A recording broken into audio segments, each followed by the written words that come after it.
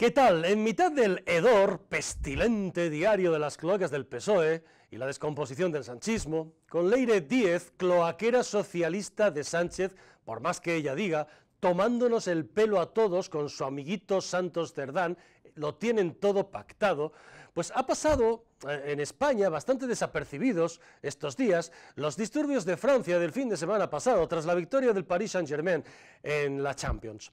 No solo por su intensidad han pasado desapercibidos 2 muertos, 200 heridos, 600 detenidos y un panorama de guerra urbana en París y otras ciudades brutal, sino por lo que subyace tras ellos, el gravísimo problema del islamismo que está poniendo en jaque al Estado francés. Y Francia no es el único caso en Europa. Los brutales incidentes tras la victoria del PSG en la Champions fueron solo fútbol y fanatismo de ultras, ¿o hubo algo más que fútbol? Los expertos con los que he podido hablar estos días, algunos de ellos colaboran con las fuerzas de seguridad españolas, no tienen ninguna duda. En esos incidentes de Francia hubo algo más que fútbol. Hubo un pulso del yihadismo salafista al Estado francés. Los hermanos musulmanes, de nuevo, usaron un acontecimiento de masas para hacer una demostración de fuerza callejera y de capacidad para generar el caos, que es de lo que se trata. Los incidentes fueron un nuevo reflejo del fracaso de la política multicultural y multirracial de Francia. Como es evidente, no solo en Francia, sino en toda Europa, la sustitución poblacional de París y de Francia entera, como la de Roma o la de tantos otros lugares de Europa, es un hecho. Y solo con ver las imágenes de los alborotadores del sábado pasado y del domingo pasado, basta para entenderlo. La mayoría eran de origen magrebí, argelino o marroquí y de origen subsahariano. La mayoría, por tanto, musulmanes. En las redes estos días se comparan las imágenes del sábado por la noche con las de la celebración del Mundial de Fútbol en 1998, en el mismo escenario, la ciudad de París.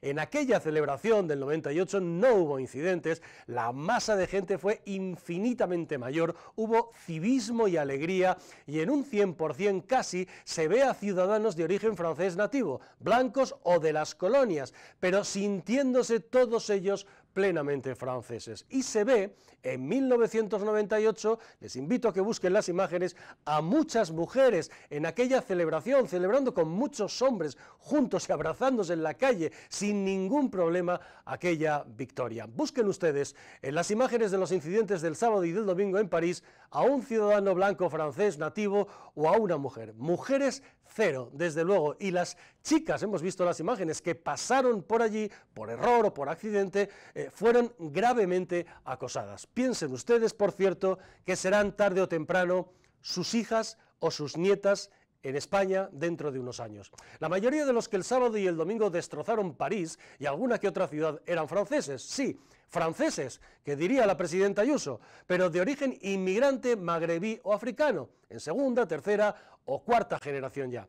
Y este es el problema, este es precisamente el problema, que son franceses, son los nuevos franceses desarraigados que hacen la yihad en su casa y en su barrio y que sienten antes la bandera de Marruecos, de Argelia, de Palestina o de la organización terrorista Hamas que la de Francia. Y que, no por casualidad, en cada ocasión que pueden, como el sábado, lanzan un pulso al Estado francés por indicación de la organización que está minando desde dentro a Francia, los hermanos musulmanes. No lo digo yo. El mes pasado, un informe de los servicios secretos franceses alertó de la gravedad del problema y de la, comillas, creciente amenaza de los hermanos musulmanes para la paz y la unidad nacional de Francia. Quieren islamizar Francia, decía el informe, buscan el caos, buscan ser un Estado islámico dentro del Estado francés. Macron convocó de urgencia, conocido el informe, el Consejo de Defensa Nacional ante la creciente influencia social del separatismo islamista, así lo han llamado. A buenas horas, Macron y el resto de papanatas socialistas y populares de Europa que han caído en la cuenta en estas alturas, cuando ya la cosa pues prácticamente no tiene remedio, casi en Francia, pero tampoco en Bélgica, en Italia, en Suecia o en Dinamarca. Ellos han creado este problema. En España, la Sharia ya ha llegado a barrios y pueblos, queramos o no queramos aceptarlo.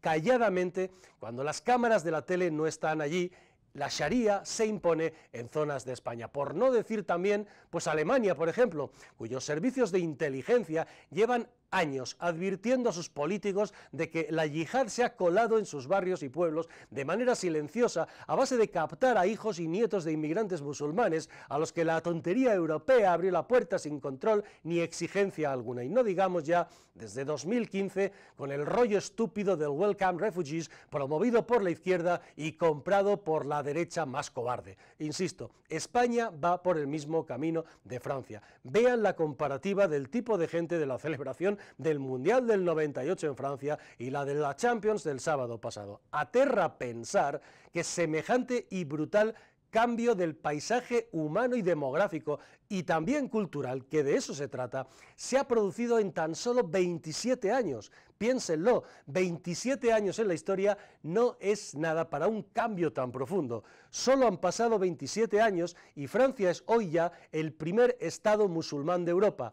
7 millones de franceses, que diría Ayuso, son fieles al Islam. 7 millones de franceses, de 58 millones en total, están islamizados, más del 12% de la población y creciendo exponencialmente. Digo islamizados, que no tiene nada que ver con profesar la religión musulmana y aceptar los valores de la sociedad que te ha acogido, en la que, a diferencia de las suyas, de las islámicas, aquí sí hay libertad religiosa y ellos la aprovechan para minarnos desde dentro. Islamizados significa querer, como dicen los servicios de inteligencia franceses, alterar el orden social y convertir a Francia en una sociedad islámica. Esto ya está aquí, queramos verlo o no. Insisto, el salafismo se ha colado, o mejor, nuestros políticos le abrieron la puerta.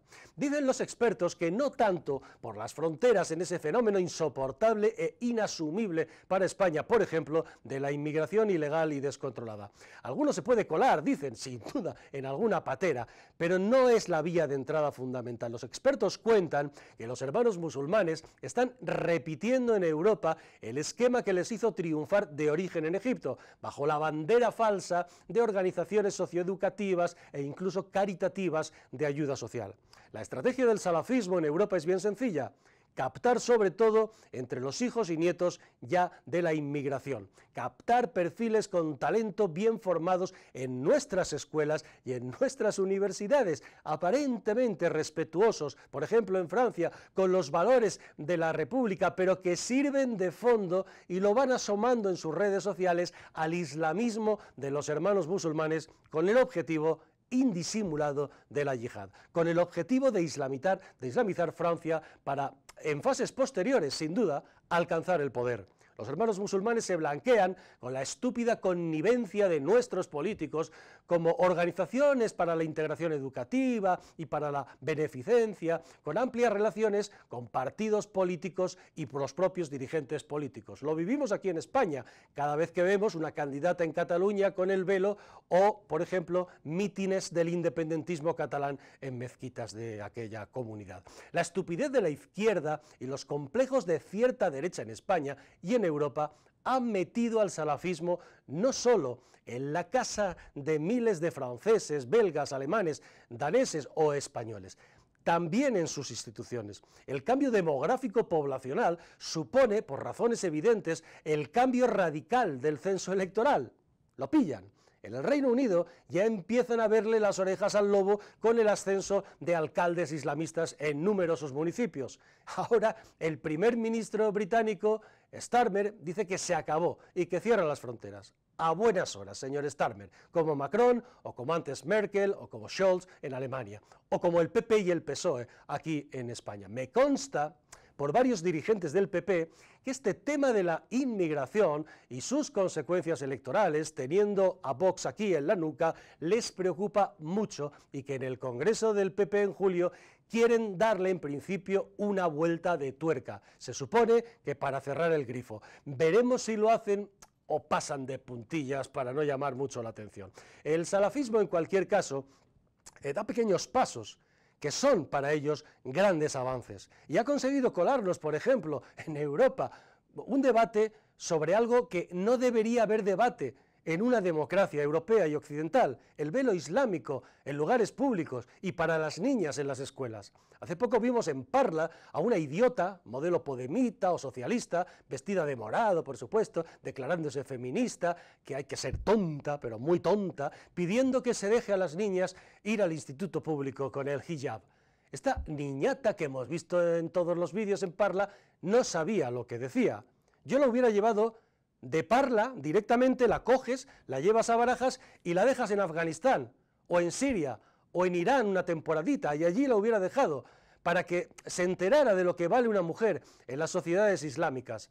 Para la yihad, la mujer es un mero instrumento para la reproducción, y su vientre gestante el arma. El salafismo y la izquierda han conseguido hacernos creer que el velo es inocente, y una simple cuestión cultural. El hijab es el símbolo del sometimiento de las mujeres al hombre y el símbolo del orden social que pretenden los islamistas imponer en Europa. El hijab es el paso previo al burka. Ellos no tienen prisa, mientras tienen hijos.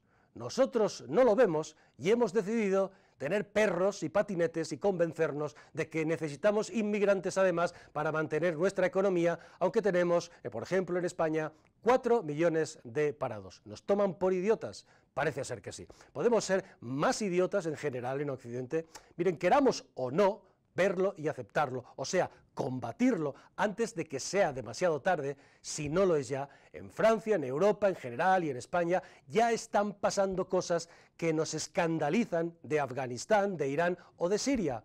Ablaciones, matrimonios forzosos de menores, se las llevan fuera y las casan allí, o las operan fuera y luego las traen aquí, discriminación de la mujer y progresivamente, atención, la ocupación lenta del espacio público.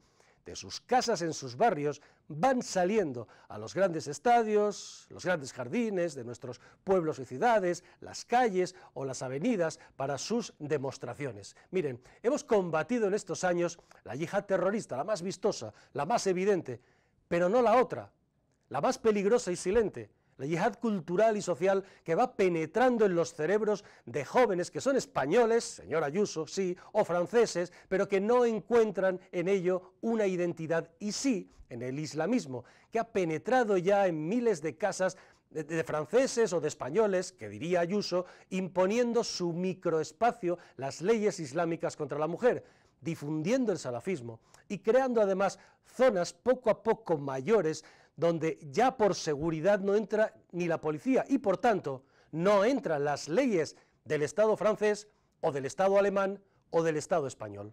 Lo del sábado pasado en París, tras la final de la Champions, es una seria advertencia que no deberíamos pasar por alto.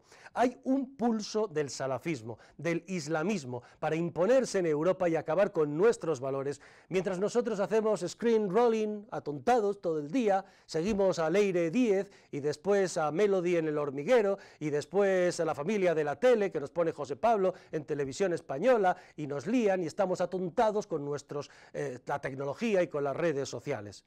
Mientras tanto, olvidamos y traicionamos los principios que nos trajeron hasta aquí como sociedad avanzada. Nuestra admirada Oriana Fallaci, mujer imponente de arriba abajo, reportera de guerra, conocedora y amante de aquellas sociedades del Medio Oriente como nadie, lo vio muy claro hace ya mucho y nos advirtió de la gran guerra global y callada, en segundo plano, pero constante, que había empezado entre civilización o barbarie. No hay otra. Es lo que nos estamos jugando mientras permanecemos pasivos. Civilización o barbarie. Ellos van lentos, seguros y despacito, en la sombra. Su sentido del tiempo es distinto al nuestro y se saben ganadores por incomparecencia nuestra, de Occidente. Simplemente nos van a tener que sustituir, nada más, ni siquiera nos van a combatir. Ellos saben que nosotros nos hemos rendido ya, despojándonos, olvidando y apartando nuestros valores, que es lo que más temen: la libertad, la democracia y la cruz. Solo un rearme moral y políticos honrados y valientes nos salvarán si es que estamos a tiempo.